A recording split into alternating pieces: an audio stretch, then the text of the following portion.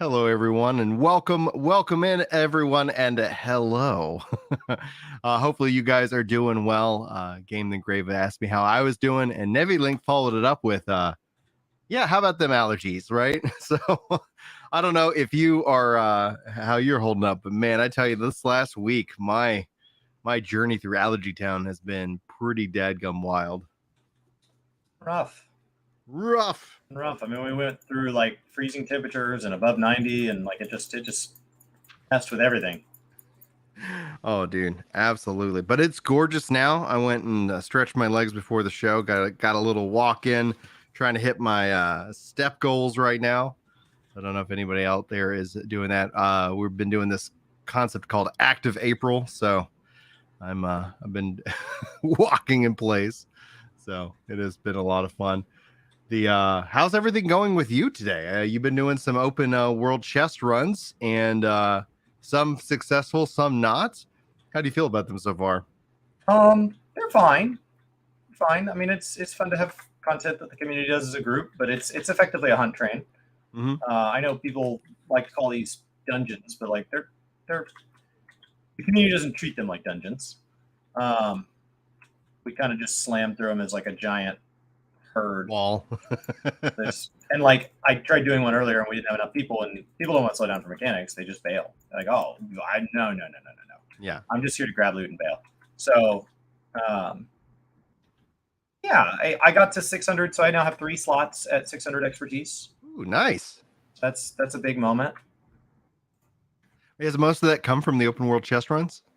No, I mean I got a lot from just doing daily gypsum and infused gypsum, and then because I wanted those slots to hit 600, so I put a lot there, and then so they've been going up a little bit there. The chest runs have been a pretty steady like overall increase, but you don't. It's much less controlled. It's a lot more RNG. And then I've also been doing. I've cleared the new dungeon, and so I've been doing those expeditions pretty regularly. I finally got a clear. If you can't clear a boss, it starts to be a waste of time pretty quick. But we got it down. 4 DPS and a healer. So there you go. Who needs a tank? Who needs a tank? Just slowing you down is what those tanks are doing. I do think there's some dungeons where tanks are definitely required. There are definitely other dungeons where you would just rather have the more DPS.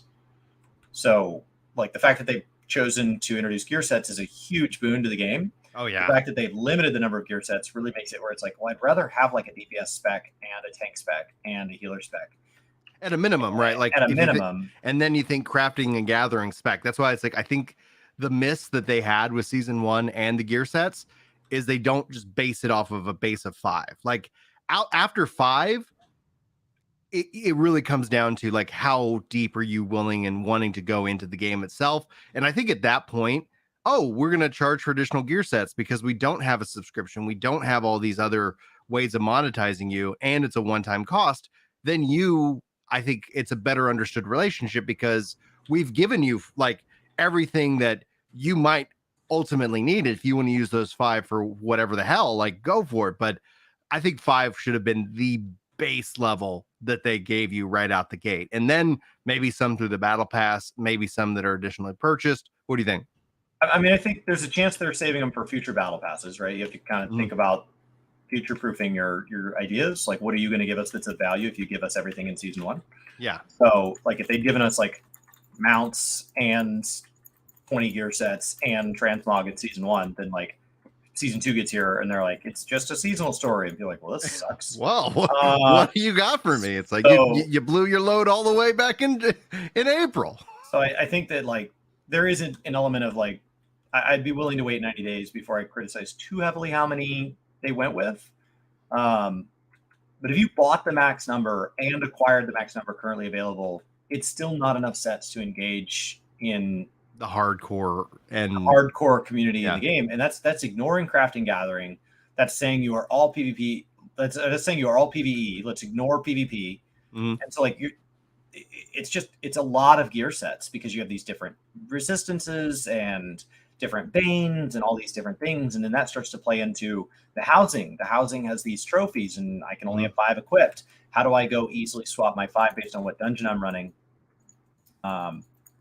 You kind of want these like an extended gear set of that. At that point, I kind of want my gear set to also change my attributes, to just respect my attributes. Yeah. At that point, I also want it to go ahead and like I wanted to go ahead and tell people what my role is. Go ahead and tell people this is my healer set. When I'm wearing it, I intend to be a healer. And so there's a lot of places it could grow from here. This is season 1, so that was the feedback. Yeah, that was the feedback that I gave, because I was like, I'd like to assign the role that I'm in based off the gear set that I equip, just as a removing of an additional step, because you brought up the attributes, you brought up, like obviously the specs on the weapons themselves. The devs have like talked about that, but they've talked about that as this is on the backlog. This is something that we're looking into. And in terms of like what we feel is going to be the immediate, like real positive impact was gear. And I actually like completely agree with that. But your feedback is absolutely echoed by the community, because it's like, oh, now we have this. Obviously, this is the next natural evolution. And I think a simple and hopefully like a quick turnaround, because you can go in and assign yourself your role. Like that's a simple action. And so I think about that in terms of a macro, like just add that, because they gave you so many things. You can assign your food, you can assign like your weapon, your sub weapon, all of your, gear. Like just allow me to like flag that piece of gear, that set as I'm going to be a healer today. I'm going to be the tank. I'm going to be this, because you can still go out and reflectively change it. Game the Grave over in the Twitch chat says, sounds like Chris is very much enjoying New World. Is that how do you feel about that? Are you enjoying the game so far, outside of obviously the critiques that you and I share? Yeah, I enjoy it. There is definitely like a very finite set of goals where I feel like I could just put it down. As opposed to like Final Fantasy 14, I feel like I get these breaks and I already know when I'm coming back. Like if I wanted to, I could stop till 6-4, but I couldn't stop further than that. And I have things I want to get done before 6-4. I have like long-term goals that would be great to get done between now and then. But like the longest I could put down the game would be 6 weeks. And this, I feel like I could put down the game 10 weeks at a time. Easy, without even worrying about it. Yeah, and that's assuming the next season has something that I want. I could see a world where the next season doesn't have something that I want. So, and if I go two 10-week cycles, 2 12-week cycles without something I want, that really becomes how you forget about a game.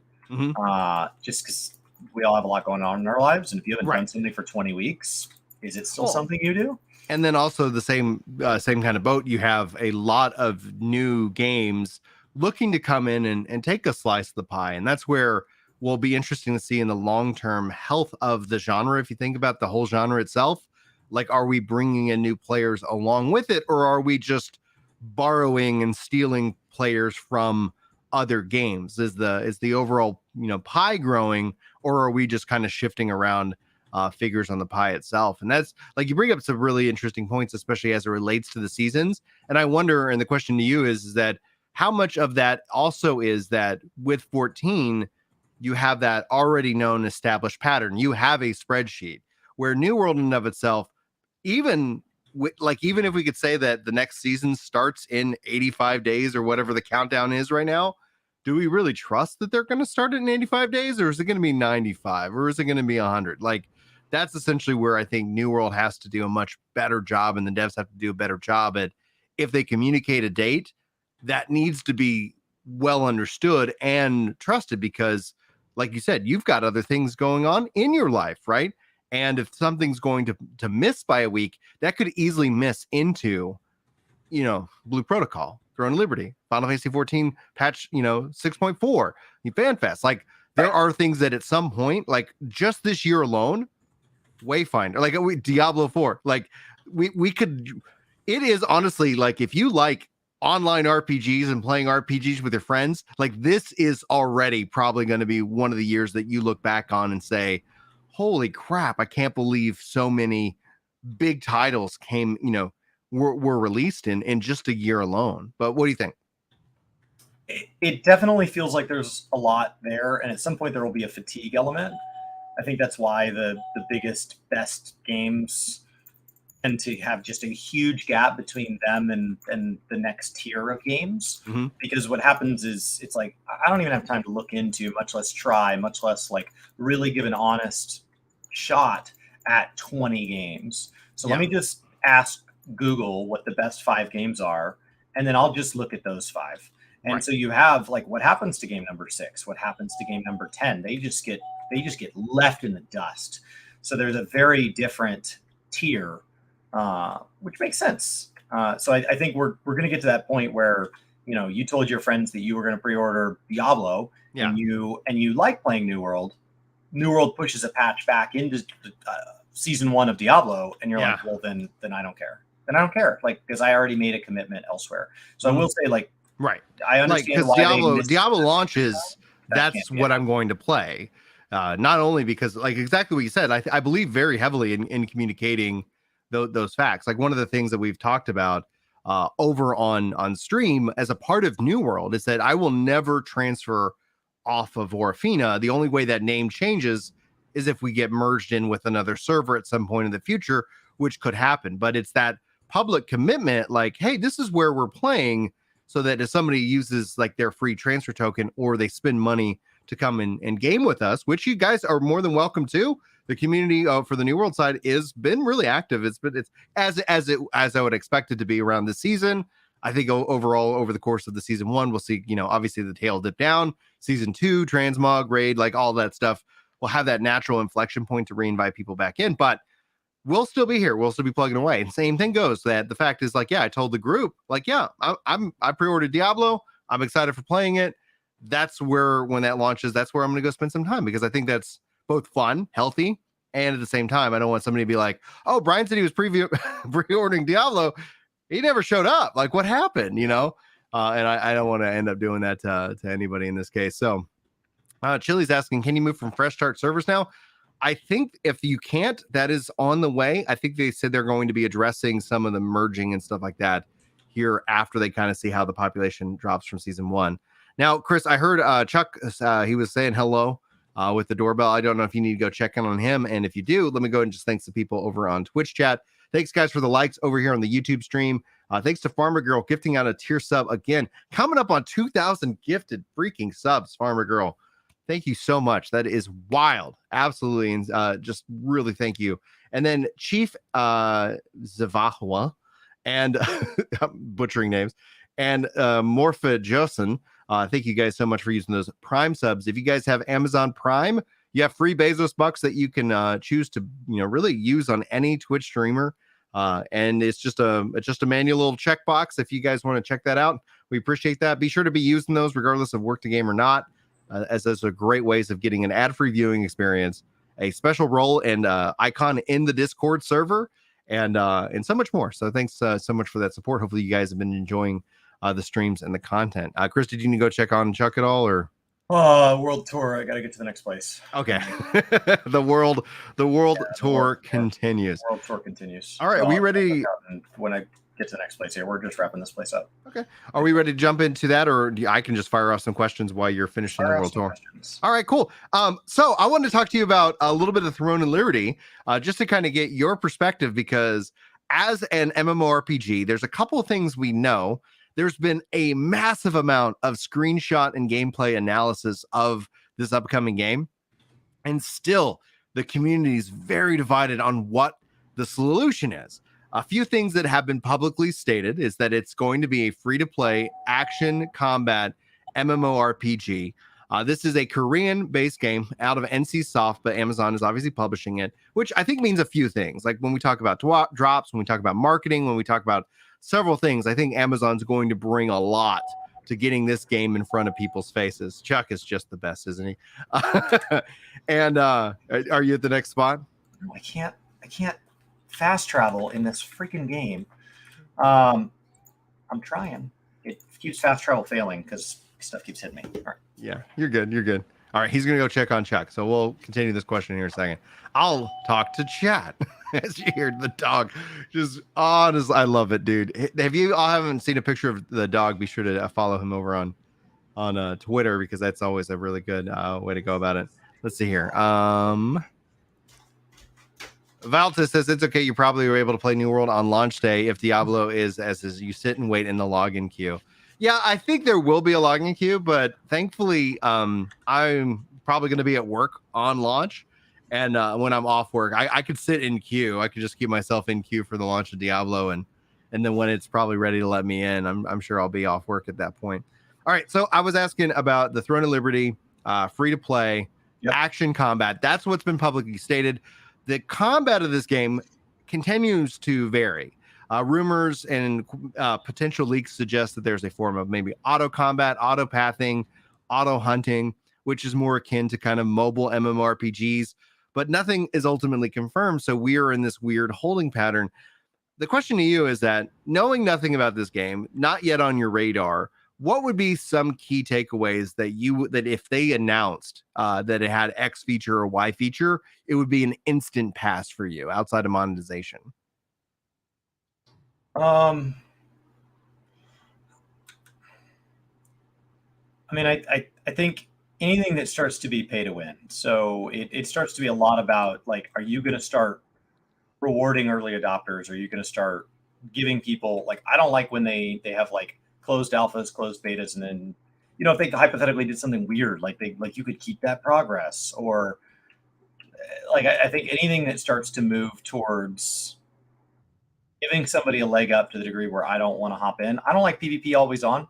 I know that's like a really controversial thing in some portions of the MMO space, but I think that PvP always on is a mistake. There are times that I just want to casually do something in the background, and I don't need there to be penalties to that. I don't mind PvP encouraged, PvP incentivized, like that doesn't bother me at all, but I think PvP always on is a mistake. So I think that, like, I'm caught up in 14 now, but mandatory story, I think, is also a really bold choice. I would prefer it to be more like heavily incentivized. I think New World, you can kind of, with the exception of like Brimstone Sands, you can kind of like choose the story when you want. Guild Wars, I think, has done a really good job of making it choose the story when you want. The idea that I hop on to play with a friend and they're like, but the story's good. And it's like, that's fine. Maybe I'll do the story later. Like, if the story's good, you should do it now. It's like, no, I want to play with my friend right now. Right. So I think I'm really just getting further and further away from any form of forced gameplay. Like, I don't want to be forced. Like, forced means like you should be paying me, not me paying you. Right. Like, in order to do the thing you want to do, we're going to put, and I would say that I agree but I'm good with grinds, right? Like, I'm good if it's like, hey, you need to go, if you want to go get that weapon, you want to go do these things. Those are all like my own personal goals and choices, as opposed to like, in order to play this game, you're committing to, 50 hours, 60 hours, 70 hours of a mandatory thing that you might not necessarily be interested in. So forced gameplay ends up, I do agree. It's a weird balance though, right? Because for a lot of players, I think Final Fantasy 14 did something very unique, and we're seeing more and more people adopt that, is that telling a narrative driven story that does have a real emotional impact, that is like worth like encouraging people to do. But they've also at the same time built that degree of this requirement that not necessarily everybody wants to like jump into. And it's interesting to see how they've addressed that with things like New Game Plus. I think that's actually like a very unique system. And so if any story driven, MMO, like if Throne and Liberty has this massive story that is a requirement, like the next thing you have to marry with that is, a New Game Plus style system, so that people can choose to decide to jump into or back into it as they please. But does anything, especially in regards to Throne and Liberty, like if the game has like an auto combat, auto pathing, auto hunting feature, like is that like a major red flag for you? Because you've played mobile MMOs before. Does that have any concern? On its own, I mean, Final Fantasy 14 retainers have ventures. It's auto adventuring for you, and it comes back with loot. World of Warcraft has garrisons, and so like I think it's going to vary. And they have all these different mission tables that they've had over the years. Like, I think it's going to really vary on like how powerful is that. If that's just something like every day I log in and I have these little NPCs that have been questing for a day, and I tell them what kind of questing I want them to do the next day, that's not problematic. If that starts to be like, oh, well, you can't be prepped for raid night unless you've checked in at least 20 times in the last 7 days, that's a different ballgame. So on its own, it's really hard to have a red flag when we know so little. It just isn't that concerning. like I'd have to see it to know. You know, the Drivatar system in Forza, it's not problematic, but like there could be a way to make it problematic. If you started feeling like the Drivatar was more efficient than you, and that the best way for you to get the next set of races unlocked would be to sit there and watch your Drivatar drive for 40 minutes and then set a timer and then be back in exactly 40 minutes to send it again, and you never actually get to do any racing, that would be terrible. So I think it has more to do with like implementation and less to do with the idea. You know, Contra Alpha signs in and says, I think it's more like you click a button and the game plays itself, that it's a common practice for MMOs. And so that's the concern. It's not something asynchronous like the Garrison or the Retainer, is that you can set down a button and the game's going to play for itself. What do you think? So I played a Pokemon game like that pretty heavily, and I play some mobile games that are like that pretty heavily, and that's fine. That does not replace or even compete with what part of my brain wants MMOs. At that point, it's just in a totally different space in my brain. Like I've definitely made room for things like that in my life, but if it's literally just I could be running a dungeon, and then when I go to let my dog in, I can just have it run itself. That is no longer a tier 1 experience anymore. That is a lower tier. Yeah, my thought on that when it comes down to the combat, and being that we like it's all like hearsay and speculation, like at the moment, comes down to is that if it's something you just hit play and it plays itself and you're not interested in it, that seems like we're just building in our own little automation bot, which people do. Like, Veritas says that, free to play is as rampant with those kind of players because there's no real financial risk or disincentive to do that to your account. And so the thing I wonder, though, is because the other piece of this is called action combat. They keep saying action combat. And without having played the combat, like the next question that I see on my videos is like, is this true action combat? So there's still like a degree of like, what does that even mean? And the only real way is that we have to see somebody actually playing the game to see, is this soft target, tab target, hybrid,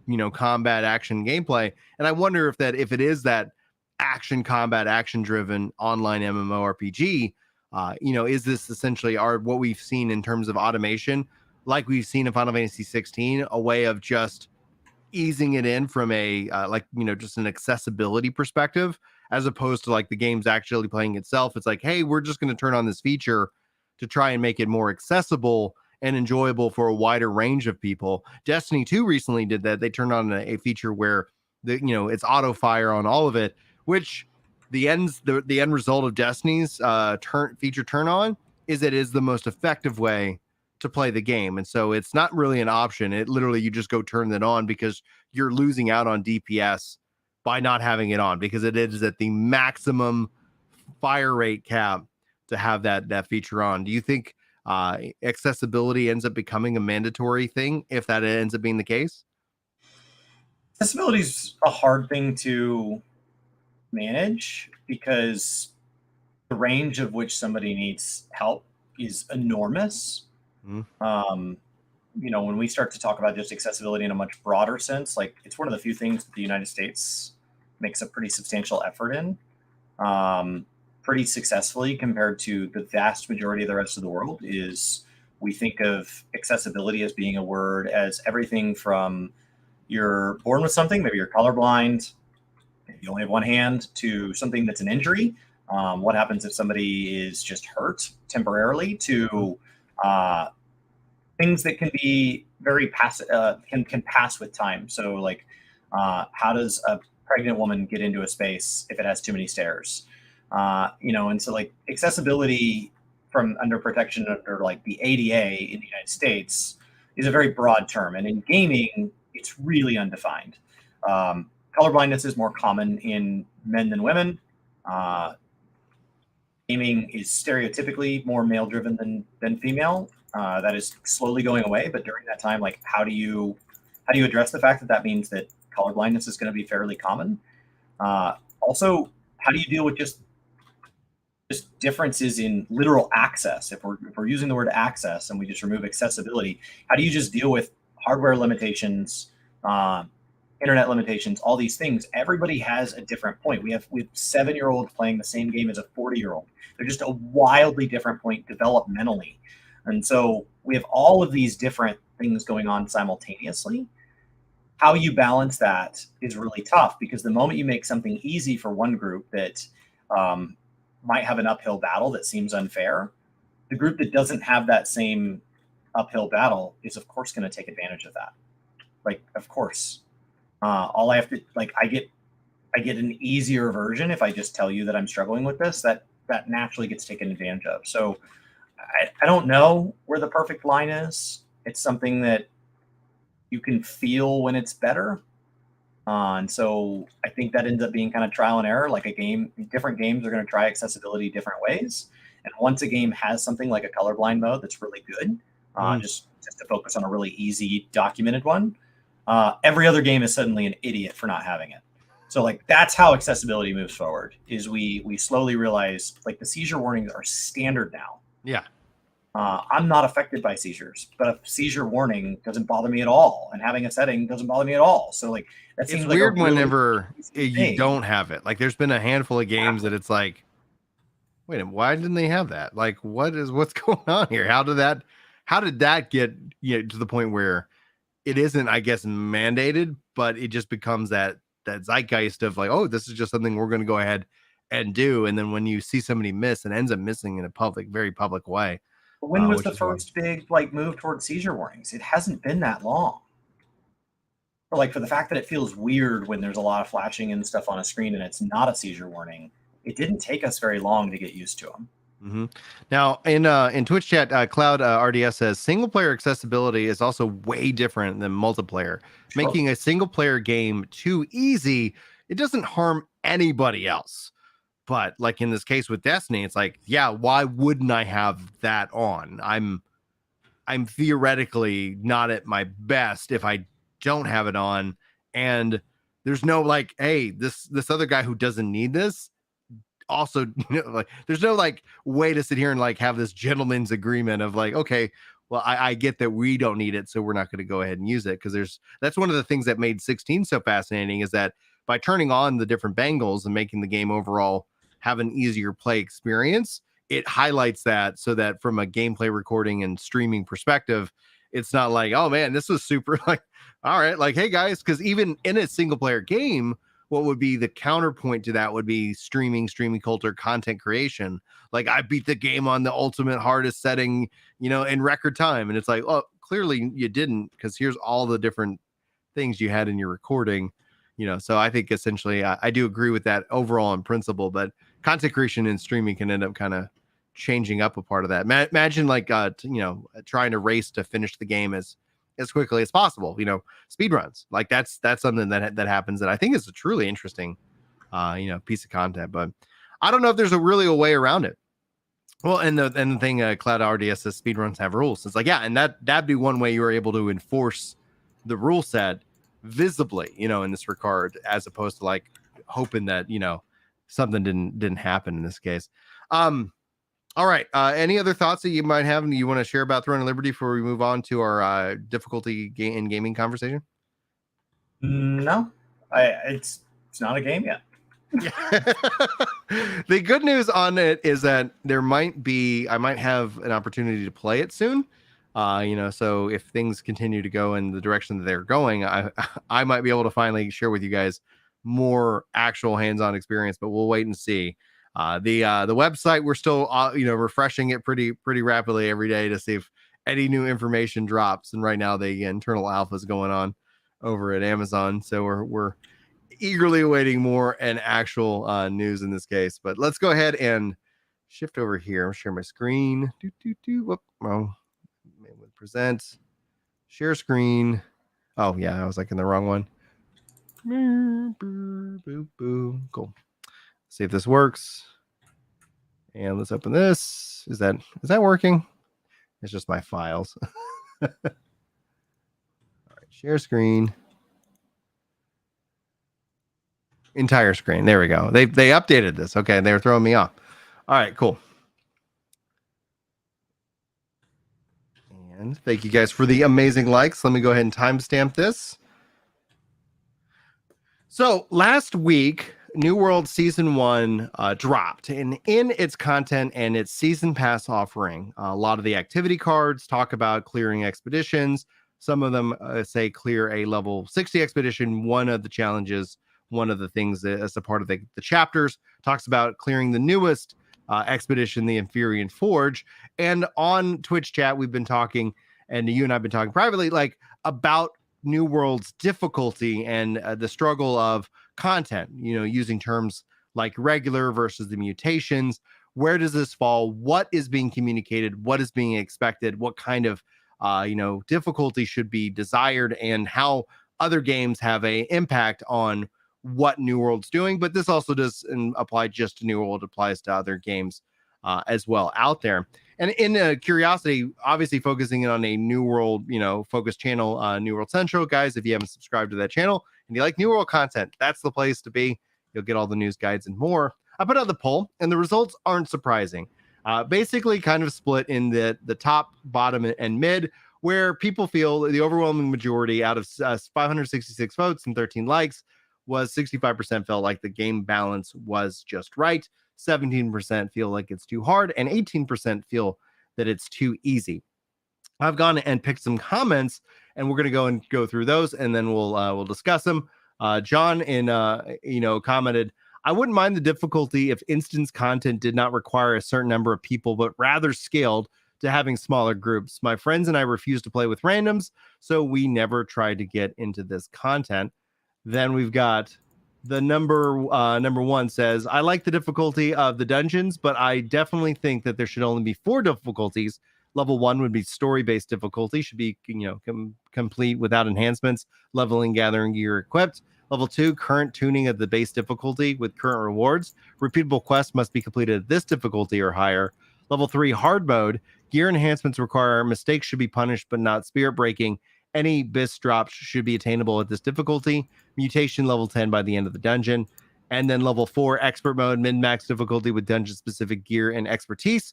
This is for the misogynists. No drops better than level 3, but should offer the most rewards outside of gear, gold, season XP, and umbrals. And then essentially, let's see here, I think I have a few more. Robin says, my party got smoked the first 3 times. I did the raid, and as an Elden Souls fan, I voted just right. And then Mr. Viking Mead says, I voted too hard, but I understand the just right votes. I'm just a very casual player, and it just to me seems more time, effort it takes to get the base expedition clears. Declining to put in that time and effort remains to be seen. So I think a wide selection of different opinions regarding the difficulty as it exists. Chris, why don't you talk about your experience, because you have finally got your expedition clear, but it was something that you had to put a lot more time into than either was expected, or that maybe a normal player who doesn't stream would really struggle to kind of get into the base content. What did you think, and what do you think now that you have cleared the content? So I like the difficulty existing that I cleared. It felt really good to clear. It took a lot of work to clear. But what I don't like is that the number of activity cards, the number of seasonal journals, the amount of, there's achievements tied to it. There's a narrative component.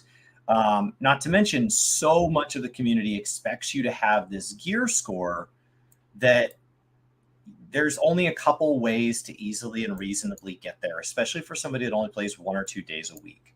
And so to call that your entry point, where they use terms in the UI, the actual UI flavors them like with, I believe the exact word is both normal and regular. Mm-hmm. It says normal and regular, which are kind of synonyms. And so under the normal difficulty tab, there is only one difficulty available, and it is called regular. And the fact that you called it normal and regular really implies that it is your entry point. It hasn't been dumbed down to like a easy mode, story mode, any of those things. And the lack of that says that it probably is your easiest mode. And so the fact that they have mutators available for everybody that wants the challenge, I do think it would be fair to have an entry point for people that want to go from 500 to, let's say, like 580 inside of level 60 dungeons.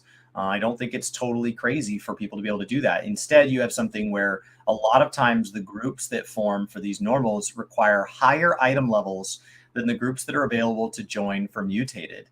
Even though, like, clearly if I had the item level for mutated, I might be willing to do mutated. Like I'm queuing for this because I don't. So I think there needs to be something below this, but I don't think it's about making this easier. I think it's about the normal tab getting an additional difficulty applied, at least for 1 or 2 dungeons. If it's only for 1 or 2 dungeons, that's fine. And those are your entry dungeons. Like that's the game doesn't have 8 entry dungeons. It has 2. Right. That would be valid. But there starts to be this, like, how do you learn all the dungeon mechanics? How do you get better at dodging? How do you get in the habit of acquiring gear through here? How do you get in the habit of 5-man instance content? And they gave us dungeons in the open world, but that's not how they're used. They're used as effectively these big trains, which Guild Wars has trains, Final Fantasy 14 has trains. Sometimes World of Warcraft kind of has this train type element where like a big, huge conga line of 200 players comes through. That doesn't make you better. So that's where I think it's lacking, is it's a hurdle between level 60 and gear score 600. That the expeditions would be a really fun way to span that gap. And the activity cards in the journals encourage you to feel like you should be completing these things. And yet it's hard to get your first clear. Yeah, I wonder like what would be like a good compromise, because one of the things we were talking about and I hold is like the question is a clear guaranteed? And being that even you do get rewards, and now that the season pass does have that unlock, like that has fundamentally changed a little bit of the design principle, because you could go and run up to that wall boss any number of times in that day and still progress. You would still get drops, you'd still get loot, you have the player driven economy that is connected to all of this. Right, 25 times per day, which ultimately that's quite a lot of time. Like that's roughly speaking with a couple of pools. Like I don't know anybody who has that amount. It takes you like an hour to find a group sometimes, hour and a half. Right. So it's like all in all, like you're running the content, but the content not being designed as a guaranteed clear gives the counterpoint of that it doesn't become boring and dull as quickly. One of the challenges is like, oh, if you did have this piece of content that you could just go and run it over and over again, and it doesn't then push back on the player, like something like Elden Ring, things like that, where it doesn't then force you to kind of start to question like, hey, what am I doing right? What am I doing wrong? You brought up a couple of key like features that I think would actually enhance this experience. One of them being a DPS meter, one of them being able to give yourself feedback on data, because you're like, am I even doing better? Like it sometimes some runs, some pools, like I feel like that was going really well. And then, yeah, we got hit by a mechanic. Okay, we got to learn and adjust. But ultimately the game isn't necessarily even educating you on how are you performing at all. Like, where is the weak point? Why did this one run go so smoothly and this one run just completely just bites us in the dust? And so my general and current thought on it, because within the content offering, I think there would be, and there is a case for a new piece of content, not necessarily taking the current content and making it more accessible, but offering a different kind of content that they could offer at that level, right? Like, and you bring up a good point. Like, there could be saying, hey, we're gonna mark Genesis and Lazarus like as those dungeons, right? Like those are going to be those, and we're going to keep the others and offer a visual guide. One of the things the game could do a lot better at is actually educating you on, you want to do this, and this is where these are your, like, this is where you spend some time to really kind of get that dust knocked off and really understand this piece of content, what it's designed for at level 60. I could completely get behind that. But in terms of like the Forge and all these other ones that they keep adding and the mutation system, we're going to keep those tuned at exactly where they're at. But my thing is the theory, when I look at what the game offers, I think it's lacking in terms of like not that I'm advocating for match-made content for the expeditions, but a match-made form of content that is PvE focused, because we have match-made forms of content that are PvP focused. It'd be interesting to see if they would offer something like that, not as a way of like overtaking the existing offerings, but think of like the invasion system. You and I both haven't done any evasions because they're scheduled content outside of windows when we're normally playing the game. And so that ends up being a piece of a miss. And I think if they were able to bring in like a practice level of invasion, we're going to match you in, we're going to throw mechanics, we're going to bring bosses and mechanics from the expeditions in here as a way of training the player base up in terms of this. They talked about adding in mock wars as well. I think that would be like a really nice thing. And in order to do those kind of systems, you have to have cross server play. So I think a lot of stuff when we look at the roadmap and the things that New World is currently lacking and the frustrations that people are going to hit in season 1 by returning, like I look forward at the roadmap. I'm like, man, yeah, it will be nice when all the cross server stuff's in play. And it's unfortunate that part 1 happens next this summer and part 2 happens in the winter, and it's not going to make the expansion. And I think that's going to be something that's going to bite the expansion hype in the butt a little bit, because people are going to want to try to get into expeditions and do these things. And when you're limited to just your server selection, it ends up feeling, like you said, like it could take an hour to get the people to run the expedition, which is just, especially if that's before you get inside. Right. That's not even, you haven't even entered. But in order to be able to pull from a wider range of players who are also looking for that content, I think would also help ease a little bit of that up as well. Because right now, you take what you can get, and sometimes that works out positively, and sometimes that doesn't. And that's just the nature of the piece of content. Any thoughts you have on what I shared? I think that's really what it comes down to, is just empathizing that it is not crazy to say that somebody just got into this game and that they only have 2 to 4 hours a week to play. And that an individual session can't be more than 2 hours. And so I would say to anybody that is okay with the difficulty, I do not want to remove the difficulties as they sit. And I do not want to endanger the rewards that you're getting for those by saying that this easier version should offer the same rewards. I'm saying, in addition to the supported content now, let's be aware that imagine you had a friend who just hit 60. You don't have a chance to play any of the same time as them this week, and they decide to go hop into any of these lobbies. It's really hard to find groups. When you find groups, they fall apart regularly. And so, like, just imagine if by the time you get a chance to play with your friend again, they've had this series of miserable experiences, and you're now having to play catch up on them going, I don't even know if I like this game, man. I tried playing 3 times last week when you weren't on, and I had a miserable time all 3, and I ended with no real progress. And so, like, I'm not saying they should be able to get to 625 in an easy mode. I am saying it should be reasonable that a fresh 60 decides to get into a piece of content and has a way of trying it out. And if that means it's lower rewards, so be it. Give them 550s, give them 570s. Like, it doesn't matter. That would at least still give them some ability to start the expertise grind. It's just normal regular is a really high bar, and it would be like in Final Fantasy XIV that extreme took over as soon as you hit the level cap trials, and it just started extreme. And there is a portion of the community that runs Savage and Ultimate that are like, I don't see the problem with that. It's not that bad for you. But this is a game that has so many damage types coming in. There's no damage meter. You're jumping through all these different things. The less buttons there are on the bar, the bigger the gap feels like it is between somebody that's using their abilities well and somebody that's not. I don't know why that is, but any game I play with a limited buttons, it always looks like it makes it easier. My experience tells me that, like, every game like that, Guild Wars, MOBAs, it leaves a lot of room for skill, as opposed to when there's 28 abilities on the bar, you make a mistake, you can make it up somewhere else in the rotation. So I'm just looking for a little bit of empathy in everything you described there. Like, just be aware that there are people on that bottom end that this is their first MMO or their first time playing New World.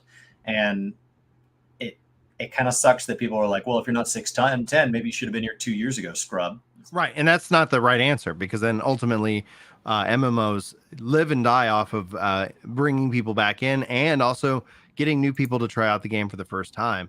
I particularly leaned into and really enjoyed the idea of scalability, because one of the things, and one of the devs talked about adding in more, level 60 single player content or scalable content. And I think that's something that I could get behind in terms of enjoyment. Is imagine if they were allowing you to say, hey, you want to go in with just you and your friend and run the expedition, and y'all want to go together, we're going to scale the game, scale the enemies so that you can have that kind of experience. It's going to change your strategy, just like with the open world dungeons. One of the things that you've been in many open world dungeon runs that are filled with people. The thing I like about open world dungeon runs is that it can be a case. The other variety case is it could be just you and 5 other people or 10 other people. And I've been on all sides and scales of these open world dungeon runs, and that gives it itself its own flavor. And to be able to bring in something like that, some scalability to the expeditions themselves, I would actually be perfectly fine with. I worry about matchmaking because when you bring in a match-made concept, you run the risk of then having to try and adjust the content itself so that it can't always be cleared by whomever, because you don't want to get match made and find out that that's a blue mage with you and they don't have any abilities. And what do you do? Like, what do you mean you only brought one weapon and it's a level 200 weapon, or something like that, where you end up having to have all these different systems in place. But I like the idea of that single player or that low party kind of population where, like, yeah, that could be some content that you run. By doing that, it changes the experience, but it also maybe changes the reward structure that's tied to it. You're not going to be, I don't know, progressing a certain thing or what have you. If there's ever, with the leaderboards and things like that, maybe you're not eligible, for various scores and things of that nature. But that would be something that I would add into that as well. What do you feel with season one? Because I got a couple other questions that we have from the comments. Do you feel within your return to season one, how would you like overall review it if you were going to sit here and say, like, is this something worth starting as a returning player? Is this the season worth returning to? What do you think?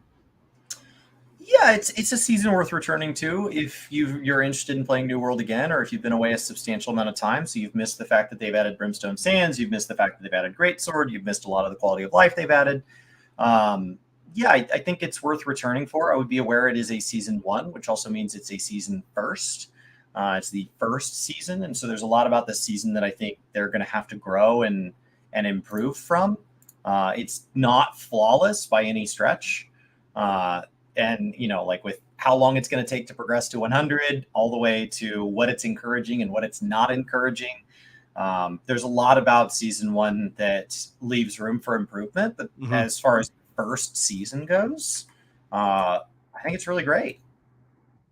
Yeah, I'm working on like the video as I'm been progressing through like the seasonal storyline, and my overall review is like, it feels like season one was the rough draft that you wrote in high school and then ran out of time and went ahead and turned it in. And you got a passing grade, but there's definitely some errors and some issues that could definitely be worked out. And I think that's what's really exciting about what comes next, because we know that before the expansion alone, we got a new season this summer, a lot of new content, the raid, the transmog system. I think that's going to be really interesting because I'm very curious about that. As somebody who's not really into like transmog and fashion, that collection mini game in and of itself will be interesting to see how well people receive it. And then obviously the expansion this fall, that could be like a truly interesting way of seeing how that they've taken the feedback given and continued to improve upon it. And so that we can see what season 2 looks like and season 3 looks like, because that should be enough time for them to really kind of say, hey, this is how we've refined it. This is what we've put into place. Like you said, they could add in more like gear sets per each season. And so then ultimately, by the time the expansion drops, you end up looking at like, oh, this is actually a really decent sized system that's ready to go and in place that starts to address kind of the core complaints of the current season itself. But I found that I've enjoyed it because of the passive experience, because that's somehow I just can get in for a little bit. And I enjoy it because it actually has me looking at certain things. I am story-wise, I have done this quest that was really hard. It was kicking my ass. I had to go rescue the prisoners. Have you done that one yet? I finished all the seasonal quests. Okay, I haven't. I did the prisoner rescue, and they had the Varangians have a healer, and I love that I can see the healer, the red heal. Spawn at once. So the first time I showed up, there were just prisoners. And I was like, this is easy. And I released 2 of them, and then the last one, they're like, you need a key. I'm like, where the hell do I get a key? And then like 8 of them spawned around me and just went. Well, it was because they got cleared out. So I've gone in. I picked them off like systematically, and then what ended up happening was like my DPS was too low. So behind me, they started respawning, and then all of a sudden, I just started getting like overwhelmed, and then ultimately, I was able to. I had to go with the paladin build because it was like I need to have constant healing on myself, and I'm going to bring the great sword. I'm going to bring that damage, and it was great. So it's like you're like, yeah, this is great. Somebody already pre-cleared it for you, and you're like, oh yeah, then it came back. Yeah, then they came back with a vengeance in this regards. So I've gained 15 levels so far within the season pass progression. Most of it through the activity card, which I really been enjoying. And I enjoyed it on the PTR. I'm really glad it's here. It does fundamentally make it like the one thing they need is to give me the ability to track on my UI. I want to replace my like quest log with, hey, I'm looking at doing these certain things, because it's like kill, 10 Varangians, harvest 25 of this, or, whatever. I like to be able to like, hey, just show me that over here so that I don't have to keep checking my card, because those are just unnecessary button presses, for me to make. And so that feedback was given, and I didn't expect that to be in for season 1. I do expect it, whether it's season 2 or season 3, for them to have a better tracking mechanism in place for your progress. Same thing goes with the chapters and the challenges and things like that. I think there's a lot of opportunity there to be improved upon. But overall, like I'm really enjoying the season. I'm really enjoying hanging out with people in Discord and playing, whenever I get the opportunity to. I've been playing Tuesdays. I streamed last Tuesday. But tonight I'm actually taking the kids to go see the new Mario movie. So that's going to be hopefully, fun, but also hopefully uneventful, because Gabe has been really into playing Mario, and he's a little 3.5 right now. I don't know how well he's going to do at a late night movie at the theater. Hopefully he's into it and not, bored out of his mind. We'll have to find out. Now, all right, let me timestamp this. 5:51. All right, do you go see the kid-friendly showings where they can have like tablets and stuff? Occasionally, but we don't go to the movies that much. Like there really isn't been any, there's more stuff we have on Netflix or Disney Plus or whatever that ends up just being like, let's go watch that. So this will be the first, last movie I took the kids to was Sonic 2. Okay. So I thought that was fun. And yeah, we did more of the kid-friendly showtime. Tonight is, we're going to take them at night. And thankfully my parents are coming to help out along with that. All right. Let's see here. 52. The last week we were talking about the concept of Final Fantasy 11 Vana'diel being merged in with Final Fantasy 14. And so I've gathered a handful of comments that I'd like to kind of jump in here with Chris. A Distant World says, I would love to see this happen. Maybe a large time jump from the events of Final Fantasy 11 to 14. It would be nice to see the zones again. The lore, though, seems like a barrier. But like you said, an alternative version of the Final Fantasy 11 world would be fun. I'm not sure that it should be like Eureka. I think Final Fantasy 14 people would, in general, reject that after a short time. I think this conversation points to how much Final Fantasy 11 players want that world back. Mixing it in with Final Fantasy 14 is probably not the best route to get there. A remake, I think, would be the best path forward. Then Sword Hunter says, use the bicolored gems as Beastman seals and add some Final Fantasy 11 based trials. Otherwise, just hit us up with the Orchestrion scrolls and glam. And for your knowledge, how it worked is that by killing monsters, you get occasional Beastman seals, and you could use those seals to unlock basically trial fights, where in 14, you can just go into the fight. In 14 1.0, you had to go get the items so you can open the chest at the end of the fight. So that's essentially what that's calling back to. Draco Suave says, so Final Fantasy 11 stands, we love you, and you're great people. But you really need to understand that Final Fantasy 11 is the second least played of all the Final Fantasy, with Final Fantasy 2 being the last. Now, it might be the second most played, but pretty much until a couple years ago for 14, it was the most profitable of Final Fantasy that they've ever had. Vana'diel is incompatible with Aetherius lore-wise. One is a world where the gods made man. The other is a world where the mans made the gods. There is no real way to integrate both without being some kind of cheap knockoff. References are fine, do those, but man, the people don't want to play this game for Eureka. Mr. YouTube Andy, aka Michael, says, no, let Eorzea be Eorzea, let Vana'diel be Vana'diel. There's no need to mix the two. So let's talk about this a little bit more, because we covered this in our last podcast. How do you feel? Like overall, we're looking with Final Fantasy as it exists now, and having not played 11, like what would you want to see it? Not Eureka, like Eureka, just essentially kind of its own take on these zones. What do you think? I'd rather Vana'diel be a full expansion so that you could start to have something added like the bicolor gemstone system that's an optional way to engage in elements that are like that, where there's some sort of ability to go through a progressive fate system or something, some unique combat system that only takes place within the open world there. Exploratory zones were fun, and it was cool what they could do with the instance server, but I'd love to see the next version of exploratory zones just be open world. That would allow things like the world visit system to better consolidate people for that in real time instead of having to worry about an instance timer or anything like that. So I'd love to see something like that exist. I'd just rather it be its own expansion. And I think that it needs to be in addition to the standard features. And so it needs to be added just like Exploratory was added, just like Crystalline Conflict was added, just like Island Sanctuary was added. It just needs to be an optional new way to play. The scale of those can range wildly. Adding a new Leap of Faith feels like it must be fairly cheap. Adding something like Island Sanctuary feels like it must be fairly expensive. Some things are just hardware restricted. So adding to the Glamour Dresser feels like it doesn't take them a lot of effort. It's just whether the hardware can support it. So as they talk about like server upgrades and stuff like that, that's what makes the next stage of that logical. So I don't know where it falls on that spectrum, but that's where I'd like to see it. I hope that a lot of these places that have a lot of anticipation around them, Mercidia, Corvos, the New World, Vana'diel, whatever, what I hope is that they aren't used like Garlemald was used, where you get a single zone that gets a third of one MSQ quest line, and then that's kind of it. I hope we're not done with Garlemald for that very same reason, because it feels like I could have done a whole expansion in the time and land of Elpis, you know, and instead we just get the one spot. So, you know, when you look at something as large as Mercidia that has all sorts of different lore from different eras tied to it, Mercidia for sure should be its own expansion. So if Mercidia gets an Elpis treatment, that's a way more egregious loss than Elpis, in my opinion. Like, I could have spent all time in Elpis. I think there's a lot of people like, thank God I didn't.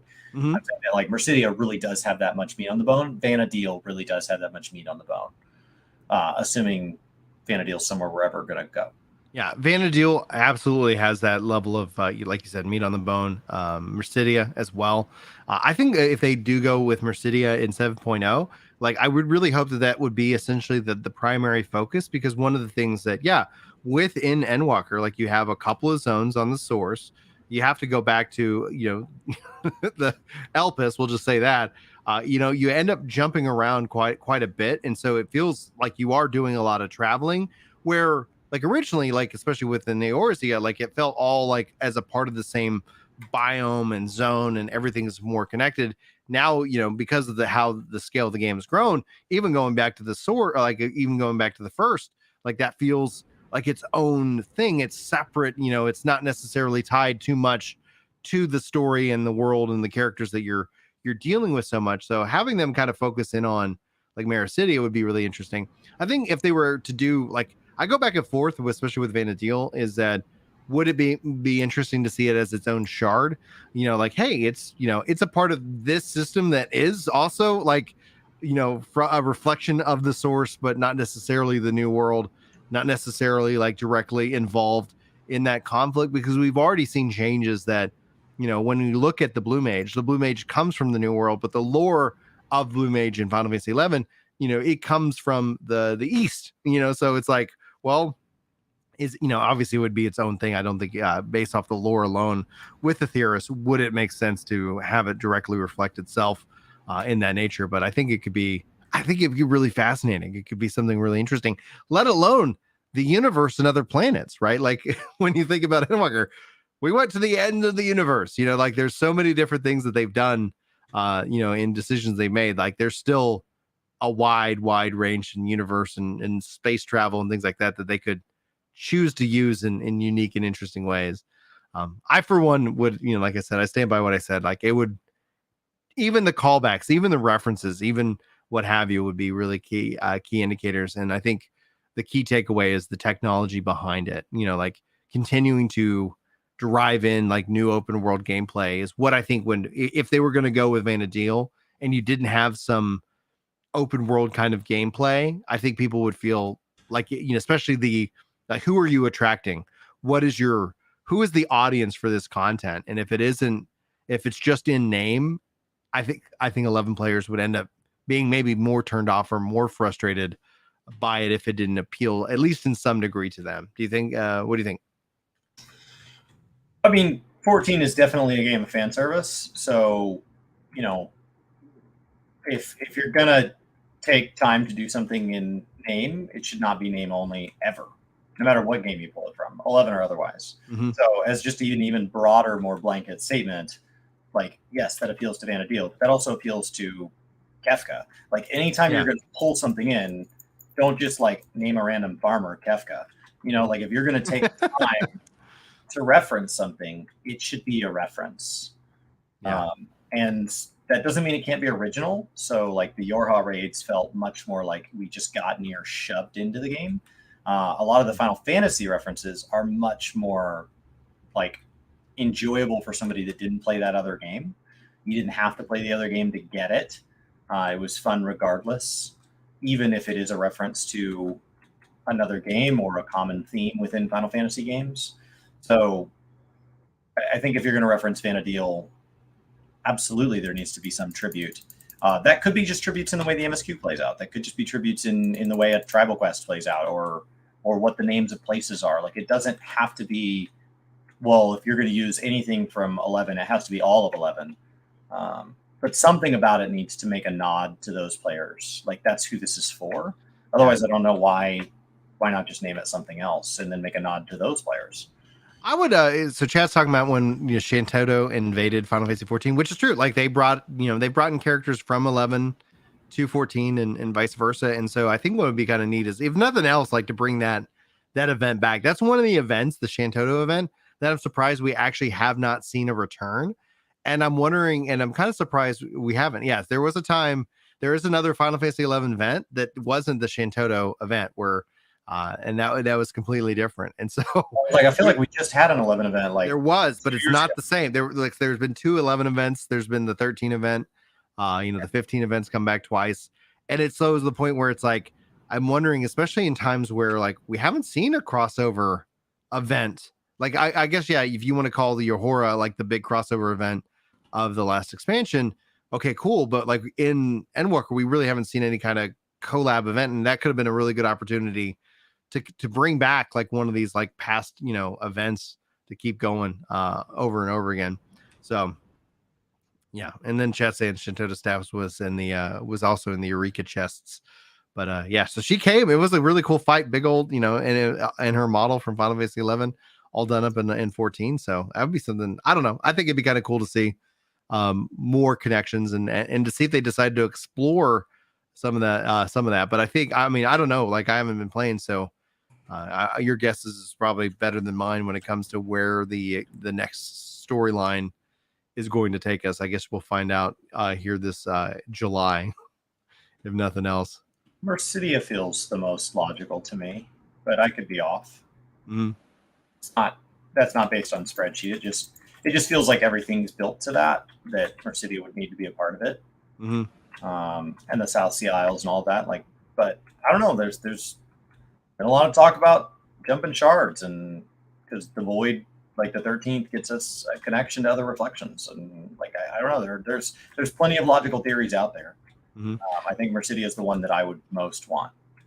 All right. I think next time I'm going to talk to you about your speculation of 7.0 jobs. We haven't really jumped into that conversation in a while, and I'd be kind of curious to see as the evolution has evolved, like what hints do you feel that Yoshi P's been hiding in plain sight about what is the next job or jobs to be introduced. But anyway, outside of that, guys, thanks so much for joining us for the live show. We'll be back on Monday. Hopefully you guys all had a wonderful weekend and more, and hopefully you're enjoying the videos rolling out. So Chris, you got any final thoughts before I send them all the way back over to Twitch to get those? Be sure to get your farm on. Be sure to get your Twitch drops if you guys haven't already. No, I don't have any big announcements. Just getting back to a normal streaming week. Yeah, that's it. We'll be over on Twitch all the time, and we'll keep chatting Mondays, Tuesdays, and Fridays. Absolutely. Guys, thanks so much for joining us. I'm going to hit end broadcast, and we will see you in the next one. I'm going to just wave it out. And it's spinning, and it's still